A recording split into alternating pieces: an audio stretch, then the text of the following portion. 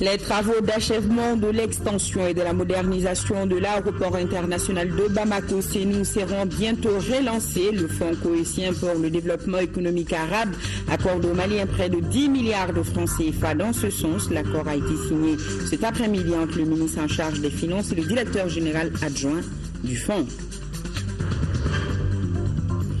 Le ministre de la Justice, garde des Sceaux, revient sur la libération des 4 terroristes en échange de l'otage français. Mohamed Ali Bachili donne un décalage, plus de précisions sur les motivations du gouvernement. C'était au cours d'une conférence de presse aujourd'hui. Personnes souffrantes de troubles du langage, de la parole ou de la voix, cherchez orthophoniste pour guérison. La chronique santé du jour parle de certains aspects du travail de ces spécialistes paramédicaux qui est l'orthophoniste, à retrouver en fin de journal. Nous sommes lundi 22 décembre. Bonsoir et merci de votre présence. La République populaire de Chine met à la disposition du Mali la somme de 24 milliards de francs CFA, dont 16 milliards de dons. La cérémonie des signatures s'est déroulée cet après-midi au ministère des Affaires étrangères. C'est en présence de Al-Hussein Touré. Reportage. À travers le premier accord, la Chine met à la disposition du Mali un don de 16 milliards de francs CFA. Quant au deuxième accord, il fait l'objet d'un prêt de 8 milliards de francs CFA sans intérêt, soit un total de 24 milliards. Selon l'ambassadeur de Chine au Mali, qui participe ainsi à sa première cérémonie, ces efforts de la Chine visent à renforcer les liens d'amitié et de solidarité entre nos deux pays. Selon un proverbe chinois, après un long voyage, on voit l'endurance d'un cheval. Avec le temps, on connaît le cœur d'un homme. À Bamako comme ailleurs, partout se trouvent les fruits de la coopération sino-malienne. Le 3e pont, le campus universitaire Kabbalah, la route Bamako-Ségou, pour ne citer que ça. Il faut dire qu'il revient au gouvernement malien de décider de l'utilisation de ces fonds. Le ministre des Affaires étrangères, de l'intégration africaine et de la coopération internationale a promis qu'un bon usage sera fait de cette manne financière. Un accord de dons d'environ 16 milliards de francs CFA, c'est considérable comme financement, mais aussi un accord de prêt d'un montant d'environ 8 milliards de francs CFA. Donc il s'agit de concours extrêmement importants pour lesquels le gouvernement va identifier, en accord avec vous, des projets prioritaires qui permettront de répondre aux attentes des Maliens. Il faut rappeler que les présentes signatures rentrent dans le cadre des promesses de la Chine à l'occasion de la visite du président Ibeka en septembre dernier. Toujours dans le cadre du raffermissement des relations entre le Mali et ses partenaires, le Fonds cohésien pour le développement économique arabe accorde à notre pays un prêt de 10 milliards de francs CFA. La somme servira à financer les travaux d'achèvement de l'extension et de la modernisation de l'aéroport international de Bamako-Sénou. Il s'agit notamment de la construction d'un nouveau terminal passager. L'accord a été signé cet après-midi entre le ministre en charge des Finances et le directeur général adjoint du Fonds. Bourama Traoré, compte rendu. Faute de financement, les travaux d'achèvement de l'extension et de la modernisation de l'aéroport international de Bamako-Sénou sont arrêtés depuis plusieurs mois. Un problème désormais résolu. Le Fonds cohésien pour le développement économique arabe injecte 10 milliards de francs CFA dans les projets. Un prêt accordé au Mali par le Fonds qui permet de redémarrer les chantiers à la satisfaction du ministre en charge des Finances. Maram Boare Félicissoko promet également que les 10 milliards seront utilisés dans la transparence totale. Côté cohésien, on se réjouit de participer au financement des travaux d'achèvement de l'aéroport international de Bamako-Sénou, un projet commun important dans le développement socio-économique du pays. L'enveloppe permet de financer la construction d'un nouveau terminal passager de 15 000 m², la rénovation du terminal existant et l'installation de l'équipement nécessaire à l'expansion du fret, entre autres. Toutes ces réalisations visent à donner un nouveau visage à l'aéroport international de Bamako-Sénou. Autre grand titre de ce journal, la libération des 4 terroristes en échange de l'otage français alimente toujours les débats au Mali. Ce matin, le ministre de la Justice, des gardes des Sceaux, était face à la presse pour expliquer la motivation réelle des autorités du pays. La conférence de presse, certainement en décalage, apporte des précisions sur cette décision du gouvernement qui, selon Mohamed Ali Bachili, visait à sauver la vie de Serge Lazarevich, mais aussi et surtout témoigner la reconnaissance du Mali à la France. Ibrahima Traoré, les détails. La libération du terroriste Mohamed Ouad Hussein et de ses compagnons fait toujours polémique au Mali. Les autorités du pays évoquent diverses raisons relatives à l'intérêt national pour justifier leur décision. Au ministère de la Justice, le premier responsable du département parle d'abord de l'honneur du Mali qui doit beaucoup à la France intervenue pour sauver notre pays face aux terroristes. La décision prise, selon Mohamed Ali Bachili, est un acte de reconnaissance envers un pays ami, mais aussi avec pour but sauver la vie de Serge Lazarevich. Le Mali, précise le ministre Bachili, n'a subi aucune pression de la France. Moi, je vous assure, je le dis sur votre antenne, je suis sûr que les Français vont l'entendre. Aucune personne du Quai d'Orsay ne m'a suggéré quoi que ce soit. Je n'ai pas l'habitude de céder comme ça au point de vue d'autrui. C'est juste un partenaire au Mali. Les terroristes libérés sont déjà prévenus par les autorités maliennes qu'ils seront traqués. À la question de savoir si la traque a commencé, Mohamed Ali Bachili répond en ces termes. Mon entendement est que jamais la lutte contre le terrorisme ne s'est arrêtée, quels que soient les moments d'échec, de demi-échec. La lutte continuera au Mali et ailleurs dans le monde. Et d'ailleurs, ils n'ont pas de frontières. Tout comme ils n'ont pas de frontières, la traque aussi n'a pas de frontières. À ce point de presse, le ministre de la Justice s'est exprimé essentiellement en bambara. Son but, toucher le maximum de Maliens.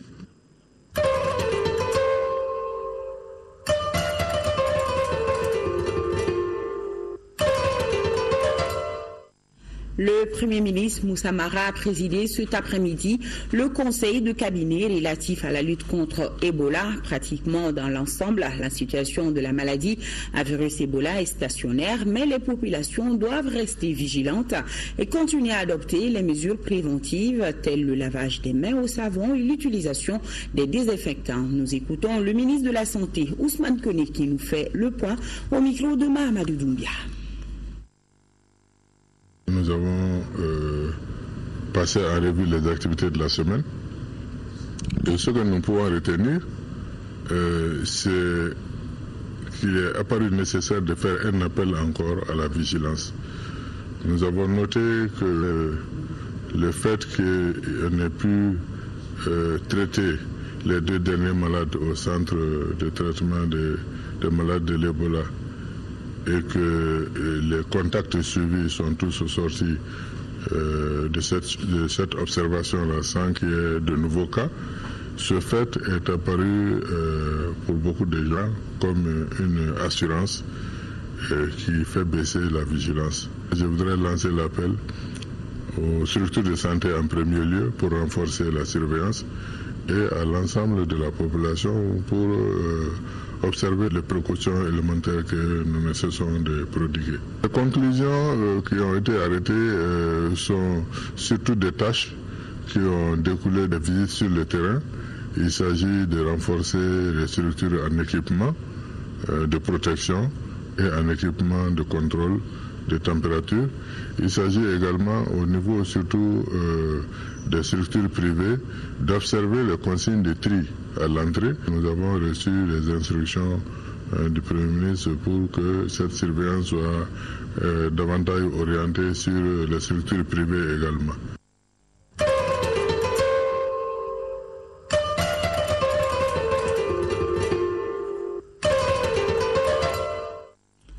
Le ministre de la Solidarité, de l'Action humanitaire et de la Réconciliation et de la Reconstruction du Nord est rentré hier soir d'une visite à Nouakchott, dans la capitale mauritanienne. Amadou Konaté a rencontré les réfugiés maliens qui s'apprêtent à retourner au Bercail. Par ailleurs, le ministre Konaté a animé une rencontre pour informer nos compatriotes résidents en Mauritanie de l'évolution des pourparlers d'Alger. Le récit de nos envoyés spéciaux, Sidi Modibo Dambélé et Soumaïla Berté. Les réfugiés maliens en Mauritanie enregistrés dans les camps d'Embera sont à ce jour estimés à plus de 57 000. Ces chiffres voient décroissant du fait des retours spontanés. Le retour au bercail de nos compatriotes dans ce pays, le ministre de la Solidarité, de l'Action humanitaire et de la Reconstruction du Nord était venu sensibiliser sur la question. Au cours des échanges, les réfugiés maliens en Mauritanie, si l'on en croit leurs responsables, sont prêts à retourner au pays, mais attendent de voir une issue rapide pour parler. Volontariat et respect de la dignité du réfugié, le ministre Konaté a martelé les deux principes qui vont dicter toute opération de retour au bercail. Ce qui est encourageant, c'est que la réaction première qu'ils ont eue, c'était l'impatience de voir signer les accords. Ils nous ont dit qu'ils voudraient une paix définitive, ils voudraient des accords signés le plus rapidement possible parce qu'ils sont impatients de rentrer au pays. Ils ont ensuite dit qu'ils souhaitaient que ce retour soit un retour organisé, que ce soit un retour dans lequel on puisse leur donner les garanties de sécurité et que sur ce point-là, ils avaient le souhait de voir l'État assumer pleinement ses missions, ce dont nous les avons assurés.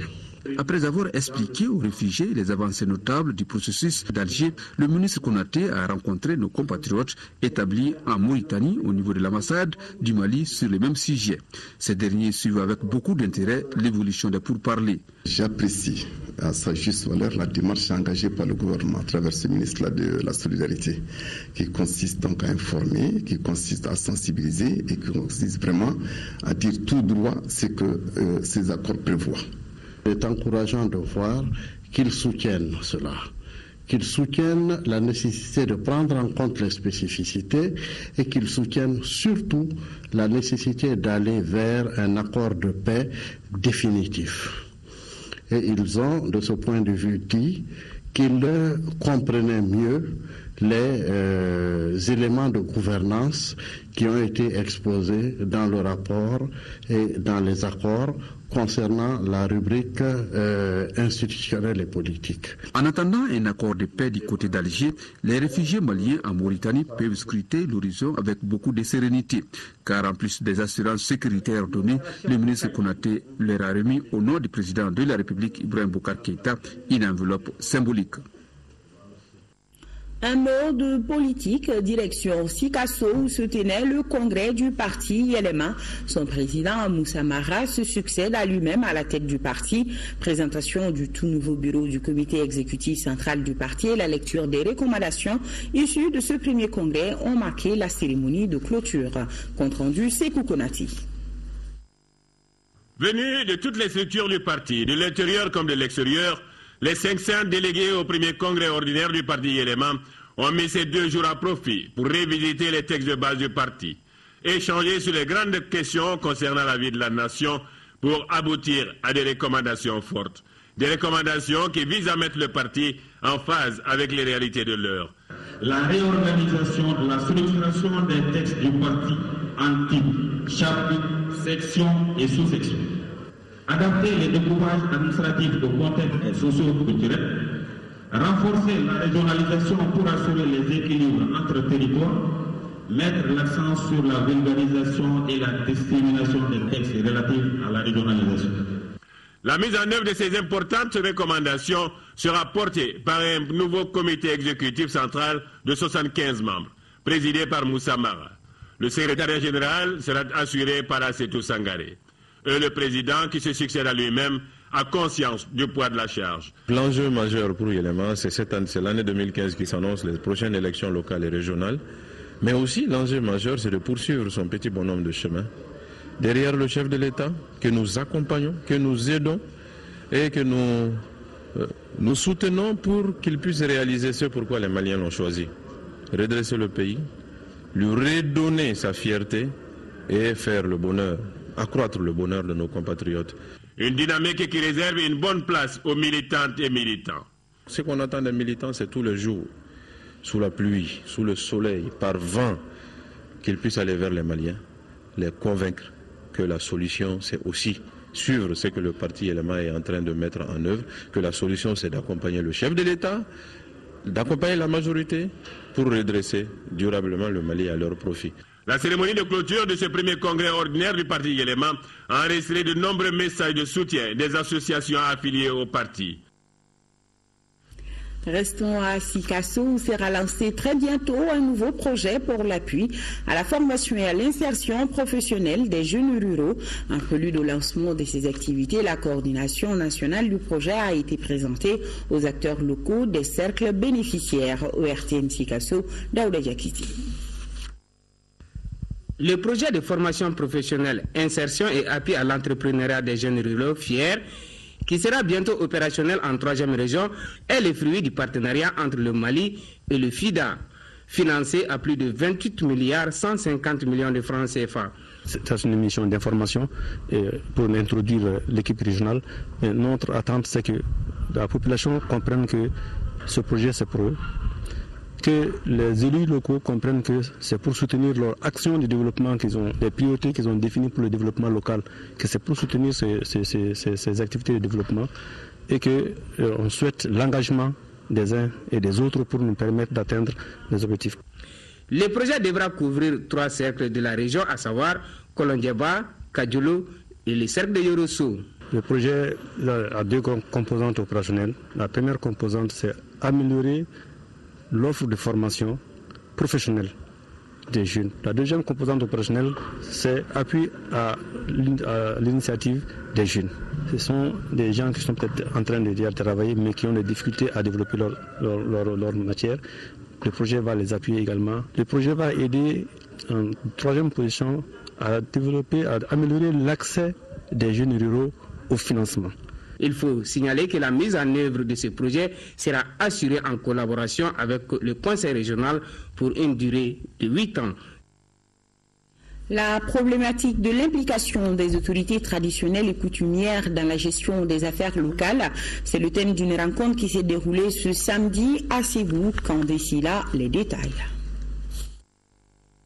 Le rôle et responsabilité des autorités traditionnelles et coutumières posent des équivoques. La présente journée, qui fait suite aux états généraux de la décentralisation tenus au mois d'octobre dernier, vise à clarifier les différents concepts, mais surtout dégager les contraintes majeures qui entravent leur implication dans la gestion des affaires locales. Notre pays est en crise profonde et on a besoin de toutes les ressources, de toutes les capacités. Et surtout, on a besoin aujourd'hui des porteurs de valeurs, parce qu'une des choses qui manque le plus dans notre pays aujourd'hui, c'est les valeurs. Aussi, l'importance du sujet n'échappe pas aux participants et aux autorités qui campent la pertinence de la rencontre. Depuis la nuit des temps, les chefs traditionnels sont considérés comme des objecteurs de conscience.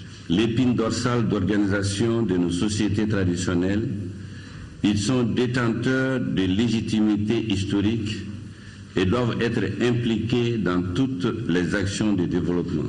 À l'issue des travaux, les différents chefs traditionnels et coutumiers des 7 cercles de la région devront diagnostiquer la problématique et proposer des solutions de rectification. Aujourd'hui, plus que jamais, il nous est offert un cadre privilégié d'échange et de partage d'informations sur tous les déshydratats de ces légitimités en vue de leur prise en charge dans la réforme en cours. En ouvrant les débats, le ministre de la Décentralisation et de la Ville a rappelé les attentes de son département, dont la finalité est de consolider la régionalisation, une étape clé dans le processus de la décentralisation au Mali. Et ce communiqué qui vient de nous parvenir, communiqué du Conseil supérieur de la défense nationale du 22 décembre 2014, sur convocation de son président, son Excellence M. Ibrahim Boubacar Keïta, président de la République, chef de l'État et chef suprême des armées, le Conseil supérieur de la défense nationale s'est réuni ce jour 22 décembre 2014 dans la salle de réunion du secrétariat général de la présidence de la République à Koulouba. Après examen des points inscrits à l'ordre du jour, le Conseil a approuvé les travaux de la réforme des forces armées maliennes FAMA. Dans ce cadre, le Conseil a adopté l'avant-projet de politique de défense et de sécurité nationale, l'avant-projet de loi d'orientation et de programmation militaire 2015 à 2019, l'avant-projet de politique de défense et de sécurité nationale. Le projet de politique de défense et de sécurité nationale adopté envisage un cadre d'ensemble dont il définit les objectifs. Elle se décline en concept d'emploi des forces et en loi d'orientation et de programmation militaire. Le Conseil a décidé de l'approfondissement du projet de politique de défense et de sécurité nationale en l'élargissant particulièrement en ce qui touche les dimensions non militaires. L'avant-projet de loi d'orientation et de programmation militaire 2015-2019. Ce projet quinquennal vise à permettre aux forces armées d'acquérir des capacités leur permettant d'exécuter pleinement leur mission. Il permettrait d'atteindre les objectifs suivants: amélioration de la capacité opérationnelle des unités combattantes, soutien logique et appui à la mobilité et contre-mobilité, amélioration du cadre de vie et de travail du personnel et du commandement. La réalisation de l'ensemble de ces objectifs nécessitera un effort de financement supplémentaire de 514 milliards 692 millions 44 850 000 francs CFA sur les 5 prochaines années. Une session du Conseil supérieur de la défense nationale sera annuellement tenue pour connaître des avancées dans la mise en œuvre de la réforme. En deuxième région, les ministres belges et luxembourgeois en charge de la défense et de la sécurité en visite au Mali se sont rendus au centre d'instruction Boubacar Sadassi de Koulikoro. Beima Kone nous en parle. Le ministre belge de la Défense et le ministre luxembourgeois de la Défense et de la Sécurité s'intéressent au vécu et aux soucis de leur contingent au Mali. Respectivement, Steven Van de Poot et Etienne Schneider sont venus échanger avec leurs troupes sur le renforcement de la coopération militaire et leur offrir des cadeaux de fin d'année. La Belgique et le Luxembourg ont des troupes ici un petit peu pour aider à former la nouvelle armée du Mali pour rendre la démocratie plus efficace et plus facile. Et maintenant, chez nous, il y a les vacances de Noël. Et on visite les troupes qui sont à l'étranger pour leur donner un petit cadeau. La mission est extrêmement positive, ça se déroule très bien. Je viens encore de libérer un budget de 550 000 euros récemment, tout simplement pour vous équiper en informatique ici.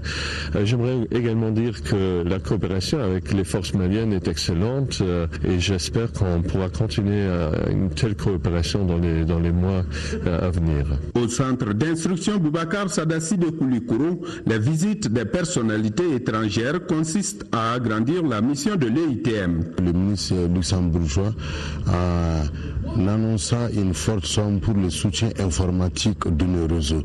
Donc ces visites au centre d'instruction Boubacar Sadassi sont très utiles et pour non seulement les apprenants, ou aussi pour l'image de notre armée nationale. Le contingent belge fournit la compagnie de protection du centre d'instruction Boubacar Sadassi de Koulikoro et travaille en étroite collaboration avec les éléments de ce centre. La mission du Luxembourg porte essentiellement sur la formation. Après Kai et Marina Djambougou, le ministre des Affaires religieuses et du culte était ce samedi à Kita, sur place Pierre-Noir Madou Diallo, a visité la colline Mariale en chantier dont les travaux sont exécutés à 85% et le revêtement de la nouvelle robe de l'église de Kita déjà terminé. Aussi, le ministre a-t-il remis une enveloppe symbolique aux femmes de l'église en cette veille de fête de Noël. Mamadou Aloubari, correspondance.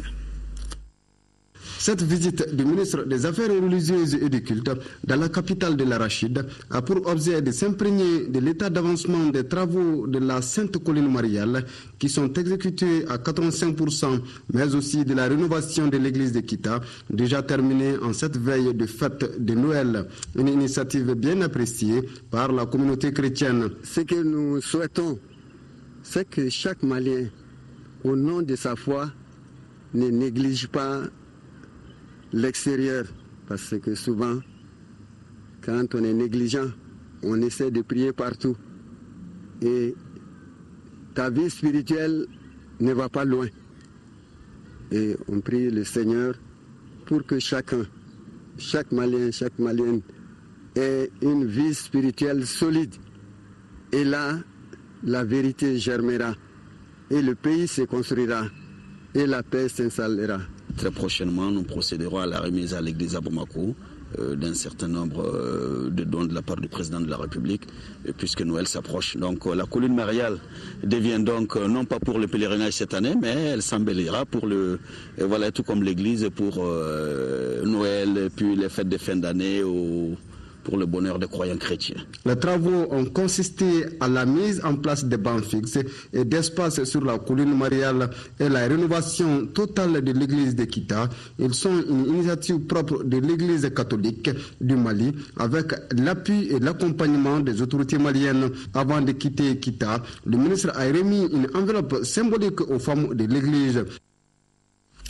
Et notez la fin cet après-midi au CICB du premier congrès de la Ligue malienne des imams et érudits pour la solidarité islamique, l'IMAMA. Mohamed Fadja Sissé a été élu à la tête d'un bureau de 63 membres.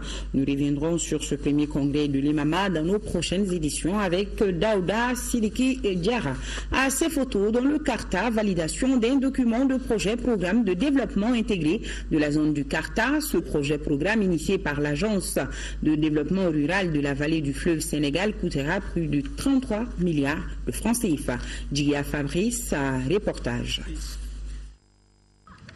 La zone du Carta, immense de 6 communes et 33 villages, admet un potentiel agricole important, mais exploité de façon artisanale, ce potentiel profite très peu aux communautés, d'où ce projet-programme de développement intégré du Carta, initié par l'Agence de développement rural de la vallée du fleuve Sénégal ADRS, conformément à sa mission de promouvoir la réalisation des aménagements hydro-agricoles et la mise en valeur des terres dans sa zone d'intervention. Le document de ce projet-programme, d'une valeur de plus de 33 milliards de francs CFA, a été analysé et validé ce jeudi à Sefeto par les acteurs du domaine. Ce projet permettra l'épanouissement de la population, l'augmentation du revenu de la population. Ce qu'il faut retenir, c'est des améliorations à faire quand même par rapport à ce document.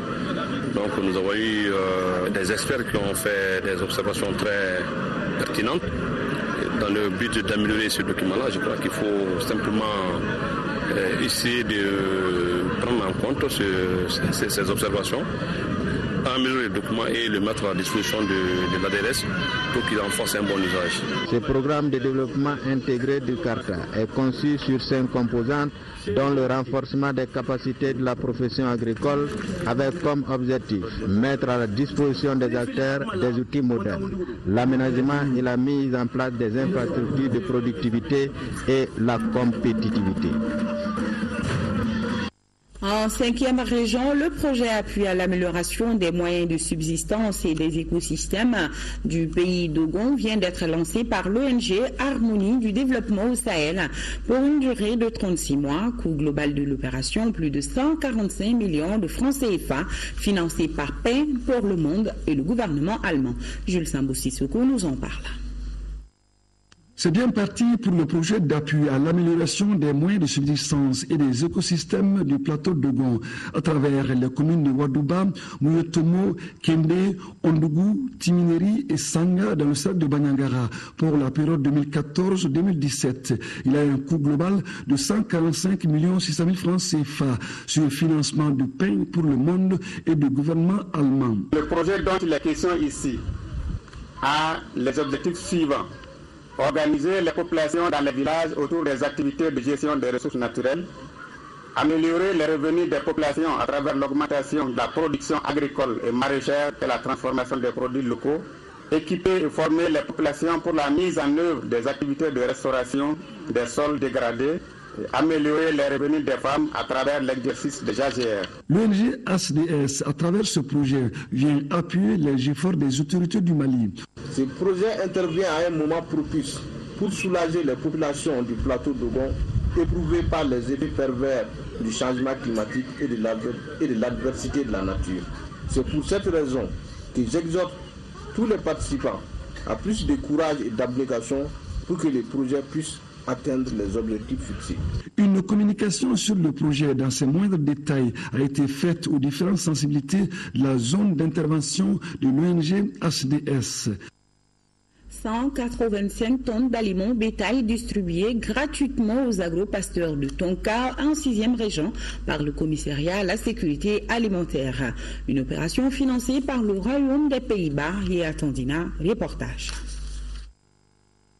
Suite aux recommandations du plan d'urgence élaboré par le commissariat à la sécurité alimentaire, une quantité importante d'aliments bétail a été distribuée gratuitement aux agro-pasteurs vulnérables de la commune de Tonka, cercle de Gundam, en 6e région. 185 tonnes pour 102 bénéficiaires, soit 1800 kilos par personne. L'essentiel de l'élevage de la région du cercle de Gundam, c'est à Tonka, puisque les éleveurs sont cantonnés auprès des lacs pour avoir de l'herbe. Et malheureusement, ça n'a pas donné. Tonka regorge le plus grand éleveur du cercle de Gundam. Et voilà pourquoi on a choisi Tonka. Le partenaire hollandais a bien vu et a été sensible à la préoccupation du gouvernement malien qui vise à reconstituer le cheptel dans ces zones. La satisfaction est totale côté bénéficiaire.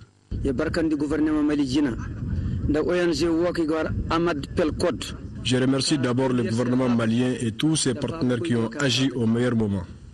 Cette année, nous sommes confrontés à des difficultés de pâturage. Ce que nous venons de recevoir va sûrement atténuer les souffrances des éleveurs. D'appui d'urgence au bétail est une réponse significative des hautes autorités de ces pays aux préoccupations des populations de la communauté rurale de Tonka.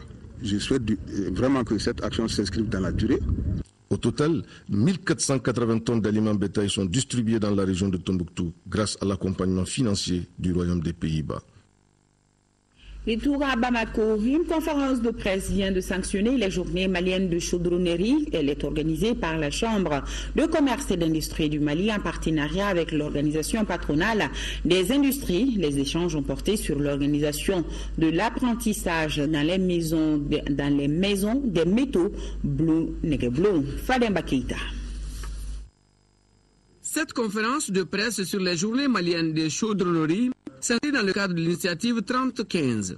Nous voulons que 30 entreprises industrielles d'ici la fin de l'année 2015 s'engagent dans l'apprentissage par alternance dans le secteur industrie au Mali. Donc l'initiative va nous permettre de dérouler au cours de l'année un certain nombre d'activités ayant trait à les référentiels de l'apprentissage en chaudronnerie, quelles sont les compétences qu'un ouvrier doit acquérir et quel est le mode d'évaluation. Les échanges s'attellent d'une part à la mise en œuvre de la convention de partenariat entre la Chambre de commerce et d'industrie du Mali, CECIM, et la Maison des métaux Negebolon, signée le 9 juillet 2014, et d'autre part au respect des recommandations stipulées dans le livre blanc de l'Organisation patronale des industries du Mali de juin 2013. Au lieu que nous nous mettions nous aussi à remonter la même école, nous sommes dit voilà, le budget alloué à la formation au profit des entreprises sera en partie destiné sur la base d'un programme conjoint à financer cette formation par Negeblon au profit des entreprises. Negeblon est une initiative tournée et orientée vers la formation professionnelle. Donc dans les métiers des métaux, l'activité industrielle consomme énormément ce service-là, ce besoin-là en interne et en sous-traitance.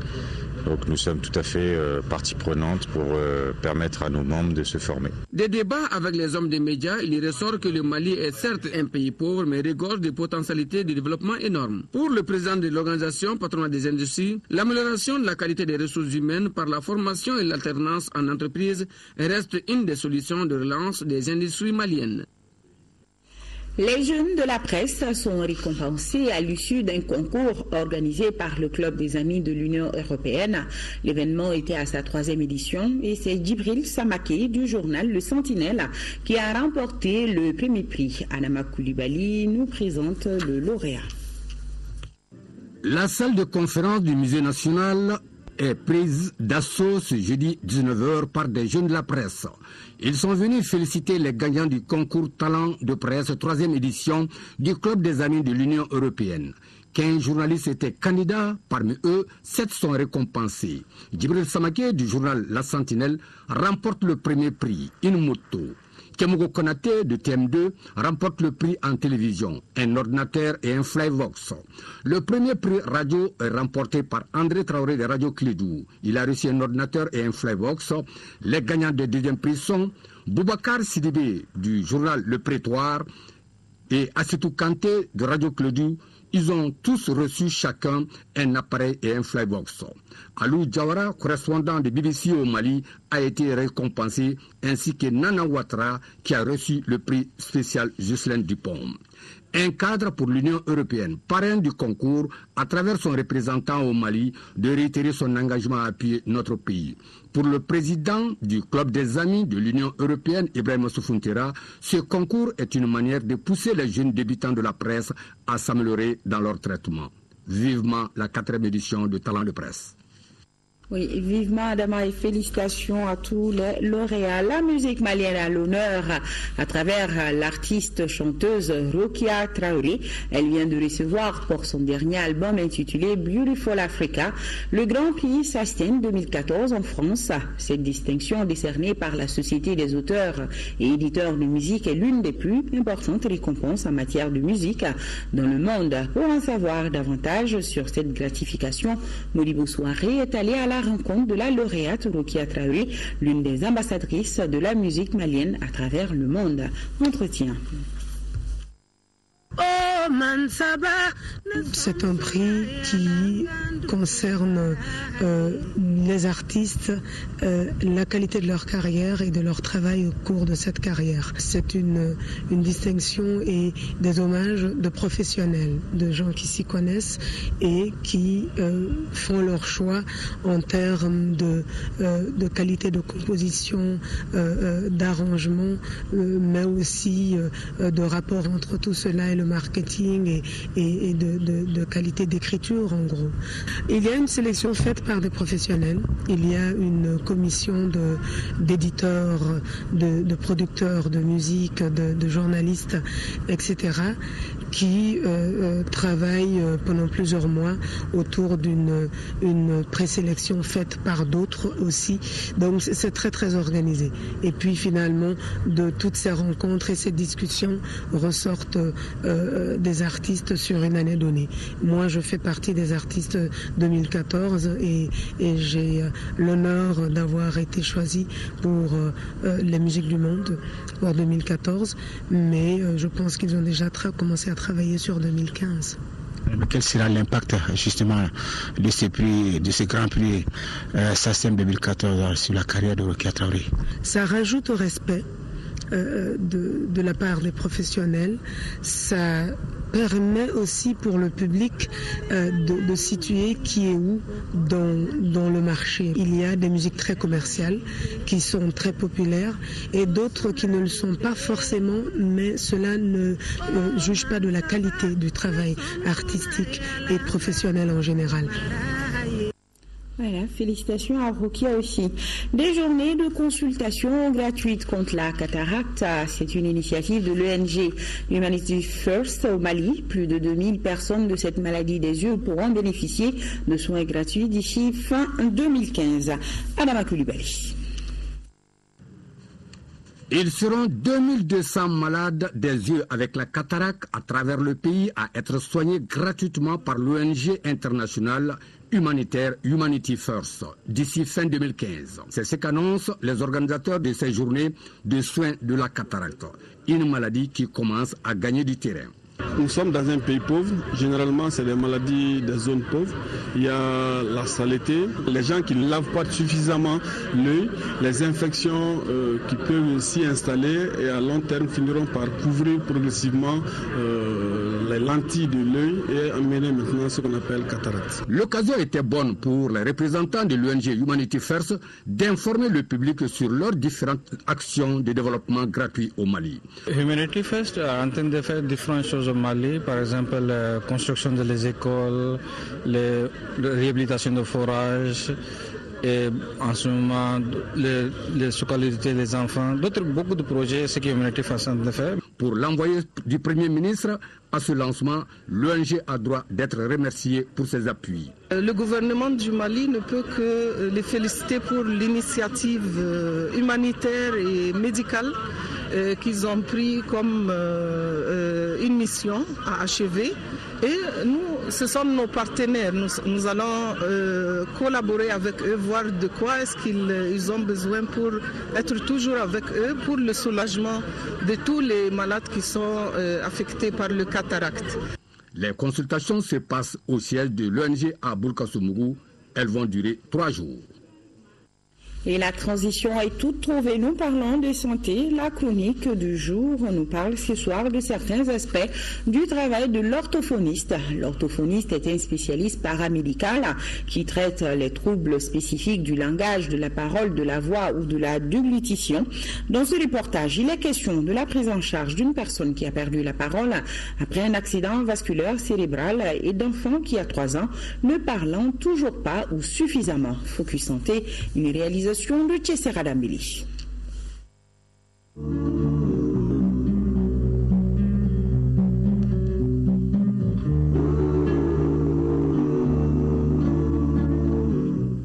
Ça s'appelle le pigeon. Scène pathétique dans le bureau d'un orthophoniste, un haut cadre de banque en séance de rééducation et qui n'est pas capable de lire correctement le chiffre 14, de citer les 7 jours de la semaine ou les lettres de l'alphabet jusqu'à F. Il y a 1 an de cela, il a été victime d'un accident vasculaire cérébral ayant provoqué chez lui une aphasie. Quand vous voyez ce monsieur, il est tout à fait normal du point de vue physique quand vous le voyez. Ce monsieur, il a des difficultés par rapport à son stock lexical. Il n'arrive pas à accéder à ces mots. Par exemple, on lui montre l'image du chien. C'est toute une peine pour pouvoir dénommer le mot chien. Ou encore, on lui dit de dire perroquet. Il dit piro. Les chiffres sont compliqués pour lui. Au lieu de dire 25, il ne peut pas dire 25. Il ne peut pas lire. Il a des difficultés de lecture aussi. Des difficultés même pour écrire. C'est vrai qu'une pareille perte de la parole peut être due aussi à une atteinte du cerveau liée à une tumeur ou à un accident de la voie publique. En plus du suivi régulier de sa tension artérielle, notre patient qui préfère garder l'anonymat réapprend à écrire, à lire et à compter chez un orthophoniste.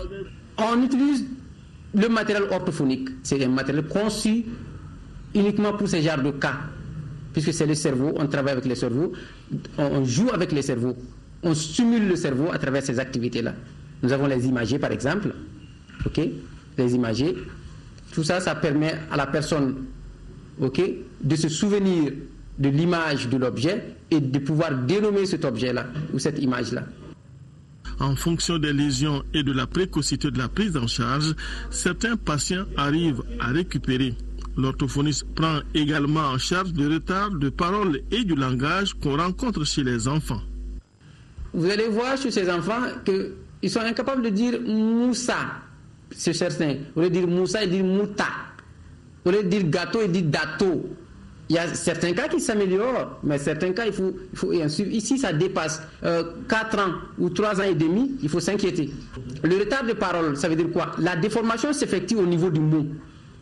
Mais quand il s'agit du retard de langage, c'est la structure même de la phrase qui est atteinte.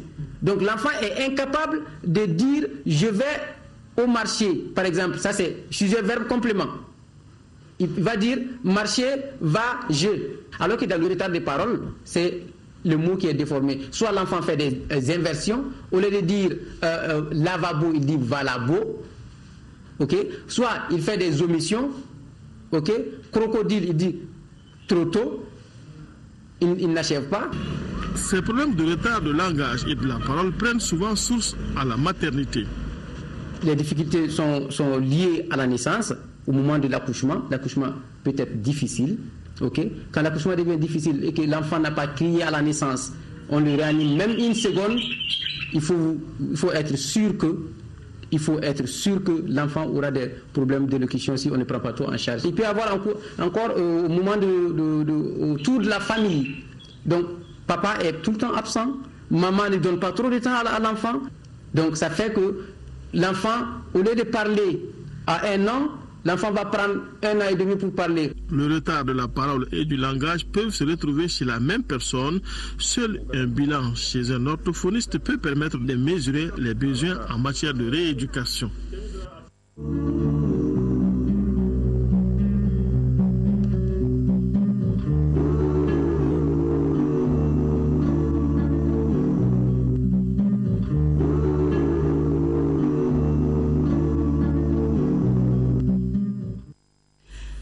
Sport, football, mais nous commençons d'abord par ce communiqué. Le tournoi d'intégration du Conseil de la jeunesse manuelle du Sénégal a pris fin ce dimanche 21 décembre 2014 avec la finale qui a opposé Guestar à Grassland avec la victoire de Guestar par 2-1.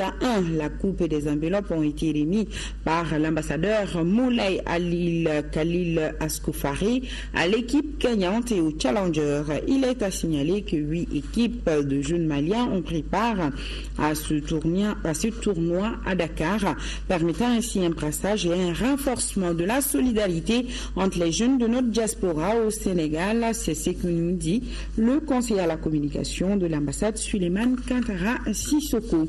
Au Mali, championnat national de Ligue 1, la 3e journée s'est achevée hier ici à Bamako, au stade Mamadou Konaté. La Somme a dominé l'AC de Tombouctou 2-0 et le stade malien de Bamako a battu l'AS Sabana de Mopti 4-0. Seragatou Sissé nous résume ces deux matchs. Le stade malien de Bamako a réalisé un festival offensif 4-0 face à l'AS Sabana de Mopti, le promu. Les Mopticiens ont tenu le coup pendant une bonne vingtaine de minutes avant de craquer. À la 25e minute, sur une remise de la tête de Mohamed Mokhtar Cissé, Abdoulaye Sissoko donne le ton. L'AS Sabana est perdu dans le jeu. 31e minute, Abdoulaye Sissoko très vif signe le second but. Score à la mi-temps. Le stade malien de Bamako entame le deuxième acte avec force. À la 53e minute, Siekoura Diomandé Eric adresse un centre parfait à Ismaël Konaté d'un timing haut classe au fond des filets. 3-0. Les Mopticiens, sans jus et sans repère, récoltent un carton rouge par Moussa Massa Bagayogo à la 82e minute suite à un tacle dangereux sur Sadio Kanouté. L'AS Sabana, au bord de la décomposition, encaisse un 4e but. Bakary Koulibaly, le renard de surface, marque de la tête. Avec cette victoire, le stade malien de Bamako récupère le fauteuil de leader avec 7 points plus 7, devant le COB 7 points plus 2 et le CS Dougourofila 6 points. En soirée, la Somme est l'hôte de l'avenir AC de Tombouctou, ici en vert. Les Tombouctuciens se sont bien battus à la mi-temps 0-0. Le gardien de l'avenir, Mahaman Baye, arrête un penalty à la 15e minute, consécutif à une faute de main d'un défenseur. À la reprise, les visiteurs craquent. 58e minute, Youssouf Ba du plat du pied ouvre le score. 1-0. C'est le premier but de la Somme cette saison. Dès lors, le camp de l'avenir est devenu le nid des pensionnaires de Missira. La Somme poignarde finalement l'avenir dans les arrêts de jeu par Mahamadou Traoré pour le 2-0. L'avenir AC de Tombouctou, le promu 1 point moins 6, concède sa deuxième défaite en 3 journées. On note le bon comportement du quatuor d'arbitre dirigé par Ousmane Diakate, venu de la Ligue régionale de Caille. Voilà, ce journal est terminé. Merci de votre fidélité. Tout à l'heure, Rachel Tessougué vous présentera le journal des formations pour demain, 10h, 13h. Et retrouvez Kadidja Toukone. Tout le plaisir sera pour moi de vous présenter les éditions du soir. D'ici là, je vous souhaite une excellente soirée en compagnie des programmes de l'ERTM. Et grand merci à nos téléspectateurs de Villetaneuse, Sarcelles et Saint-Denis, c'est en France. Bonsoir et à demain, j'espère.